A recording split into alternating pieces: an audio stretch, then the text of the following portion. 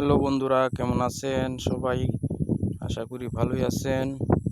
এই যে দেখাইতেছি, এটাকে বলা হয় ছাই, মাছ ধরার একটা ফাঁদ। এই যে এখানে দেওয়া আছে, বৃষ্টি যখন হইব এদিকে পানি যাইব, তখন মাছ আইসা ওইটার ভিতরে ঢুকবো। ছাইয়ের মাছ খেতে খুব স্বাদ। এই যে এটা লম্বা ছাই।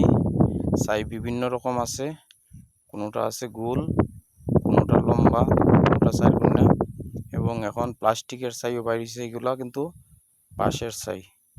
এই যে দেখেন, আমি যদি দেখাই, এগুলা কিন্তু বাঁশ দিয়ে তৈরি। এই যে লম্বায় প্রায় 3 ফুট লম্বা আছে ছাইটা, 3 ফুট লম্বা ছাইটা।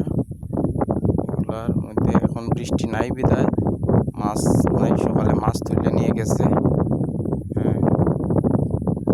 একটা ছাইয়ে হয়তো আধা কেজি 1 কেজি মাছ পাওয়া যায় অনেক সময়।